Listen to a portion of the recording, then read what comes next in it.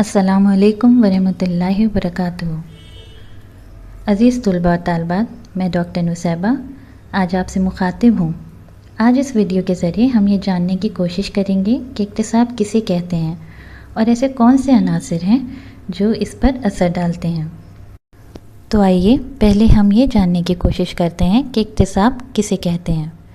इक्तिसाब एक ऐसा अमल है जिसके ज़रिए इंसान पहले से मौजूद इल्म के अलावा नई नई चीज़ों को सीखता है, इसमें तरमीम करता है, जैसे कि रवैया, हुनर, इक़दार वगैरह।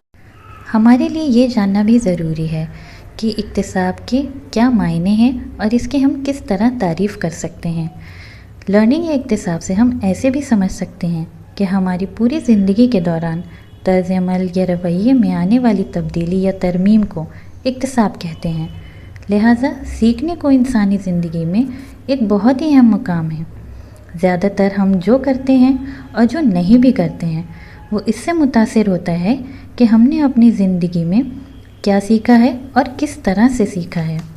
कुछ लोगों के लिए ज़िंदगी की तकरीबन सभी हरकत व सकनात का भी नतीजा होता है इक्तिसाब। इस तरह से इक्तिसाब या लर्निंग हमेशा ही तालीमी मज़मून का हिस्सा बनकर रहा है।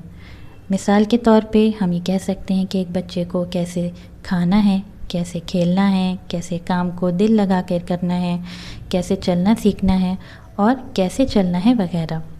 और ये तमाम चीज़ें हम बच्चे को सिखाते हैं, कैसे इसका जिस्म काम करता है, कैसे हरकत करता है और फिर इसके जिस्म के तमाम अज्जा एक तसलसल में काम करने लगते हैं। आइए हम देखते हैं कि इल्म नफ्सियात में इक्तिसाब की क्या मुख्तलिफ़ तारीफ़ें की गई हैं। इल्म नफ्सियात के माहिरीन ने लर्निंग या इक्तिसाब के बारे में बहुत कुछ कहा है। उसमें हम देखते हैं कि गार्डनर मर्फ़ी ने क्या कहा। गार्डनर मर्फ़ी कहते हैं कि इस्तिलाह सीखना माहौलियात ज़रूरियात को पूरा करने के लिए तर्ज़ अमल या बिहेवियर जिसे हम कहते हैं उसमें हर तब्दीली का अहाता होता है। उसी तरह किंग्सले और गैरी ने 1957 में कहा, वसीतर मायने में सीखना वो अमल है जिसके ज़रिए एक मुतहरिक फ़र्द पैदा होता है या मशक़ तरबियत के ज़रिए तब्दील होता है। हमारे लिए ये जानना भी ज़रूरी है कि इक्तिसाब की क्या मुख्तलिफ़ ख़ुसूसियात हैं। अगर हम इक्तिसाब या लर्निंग की ख़ुसूसियात के बारे में बात करें तो हम ये कह सकते हैं कि सीखना एक ऐसा अमल है जो मसनू नहीं होता। पैदाइश से ही सीखने में वो तमाम तजुर्बात और फ़र्द की तरबियत शामिल है जो उसके साथ तर्ज़ अमल या रवैये में तब्दीली पैदा करने में मदद करता है। लर्निंग हमेशा मुस्बत तब्दीली या माहिरी का बास नहीं होता। ये कभी कभी इंसान की शख्सियत को मुनफी पहलू की तरफ भी ले जाता है। अगर हम गौर फरमाएं तो हम देखेंगे कि लर्निंग में अनलर्निंग का अमल भी शामिल होता है। असल में किसी मुनफी तर्ज़ अमल को तर्क कर देना भी एक तरह से लर्निंग या इक्तिसाब का हिस्सा होता है। हम ये भी कह सकते हैं कि ज़रूरत पड़ने पर लर्निंग या सीखना एक फ़र्द को मुताबिकत जिसे हम एडजस्टमेंट कहते हैं और मवाफ़िकत अडेप्टेशन के लिए तैयार करता है। लर्निंग बामकसद और मकसद पर मुबनी होता है। अल्फाज में समझने के लिए सीखने का दायरा कार बहुत वसी है। ये एक बहुत ही वसी अमल है जिसमें इंसानी तर्ज़ अमल के तकरीबन तमाम शोबे जैसे कि इरादी या हम कॉग्निटिव कह सकते हैं, इदराकी जो कॉग्निटिव है, इफ़ेक्टिव या हरकत कैफ़ियत का अहाता किया जाता है। सीखना एक यूनिवर्सल और मुस्तकिल अमल है जो कि रहम से कब्र तक चलता ही रहता है। ये कभी ना ख़त्म होने वाला अमल है। आइए हम देखते हैं कि इक्तिसाब की कितनी किस्में हैं। पहली किस्म है ज़बानी इक्तिसाब। हरकयाती इक्तिसाब दूसरी किस्म का नाम है जिसे हम मोटर लर्निंग कहते हैं। फिर तसव्वुरी इक्तिसाब जो कि कंसेप्ट लर्निंग है। मसला के हल का इक्तिसाब जो कि प्रॉब्लम सॉल्विंग के नाम से जाना जाता है। फिर तरतीबी या सीक्वेंशियल इक्तिसाब और जोड़ा और एसोसिएट इक्तिसाब। ये 6 किस्म के इक्तिसाब के बारे में हम जानते हैं। ये 6 किस्म के इक्तिसाब हमारी ज़िंदगी में बहुत अहम हैं। इक्तिसाब की किस्मों के बारे में जानने के बाद हमारे लिए ये भी ज़रूरी है कि हम ये जानें कि इक्तिसाब के मुख्तलिफ़ नताइज क्या होते हैं। یہاں پر ہم بات کریں گے اکتساب کے کچھ مختلف نتائج جس کی فہرست ہم نے تیار کی ہے۔ اس میں پہلا ہے رویے میں اہم اور ضروری تبدیلی لانا۔ دوسرا، درس و تدریس اور اکتساب کے مقاصد کی حصولیابی۔ تیسرا، اکتساب میں مناسب ترقی۔ چوتھا، شخصیت میں متوازن ترقی۔ پانچواں، مناسب مطابقت کی حصولیابی۔ اور چھٹا، زندگی کے مقاصد کا احساس ہونا۔ آئیے اب ہم اکتساب کے کچھ خصوصی عناصر کے بارے میں بات کرتے ہیں۔ اگر دیکھا جائے تو یہ عناصر 3 حصوں میں بانٹے گئے ہیں۔ پہلا ہے سیکھنے والے سے تعلق رکھنے والے عناصر، جسے ہم کہتے ہیں فیکٹرز ایسوسیٹڈ ود لرنر۔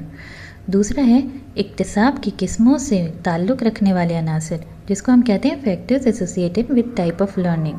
اور تیسرا ہے انسانی اور مادی وسائل سے تعلق رکھنے والے عناصر، جسے ہم کہتے ہیں factors associated with men and material resources.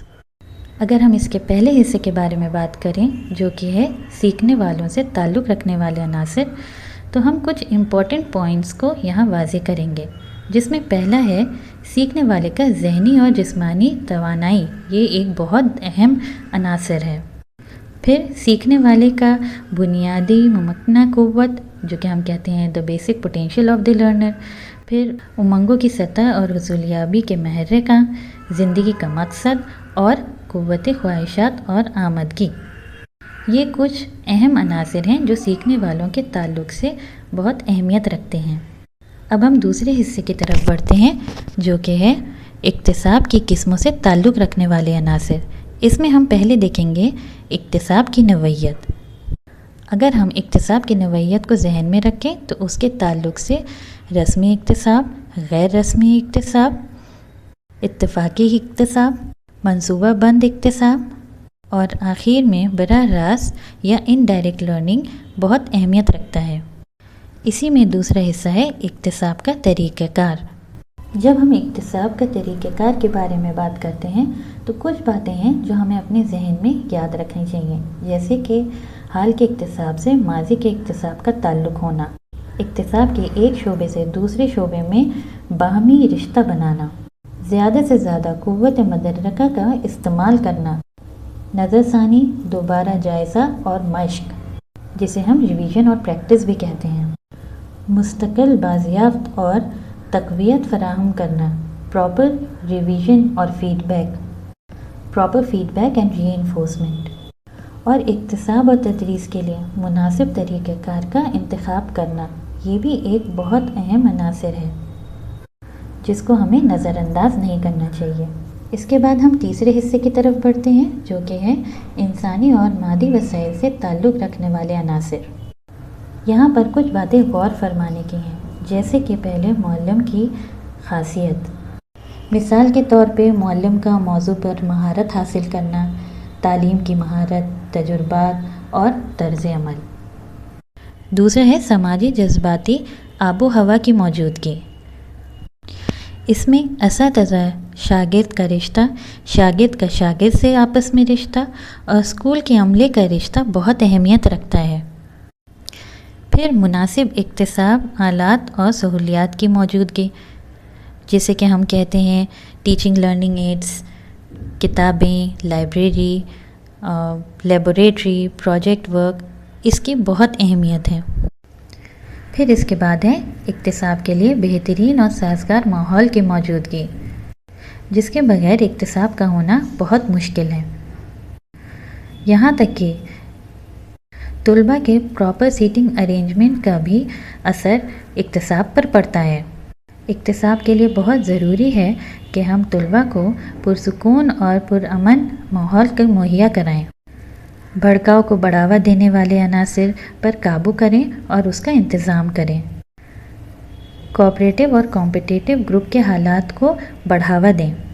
یہاں تک کہ گھر پر ہم مجازی اکتساب کا ماحول ہونا بھی بہت ضروری ہے اکتساب کے لیے۔ اگر ہم چاہتے ہیں کہ بچوں کا پراپر اکتساب ہو، لرننگ ہو، تو بہت ضروری ہے کہ ہم مناسب تبدیلی، آرام اور تفریح کو مہیا کرائیں اور اپنے جذبات اور تخلیقی صلاحیتوں کو ظاہر کرنے کا موقع فراہم کریں۔ یہ کچھ مختصر سی لرننگ اور اس سے ریلیٹڈ کچھ باتیں تھیں جو میں نے اپنے پاور پوائنٹ کے ذریعے آپ تک پہنچانے کی کوشش کی ہے۔ امید کرتی ہوں کہ میرا ویڈیو آپ کے لیے مددگار ثابت ہوا ہوگا۔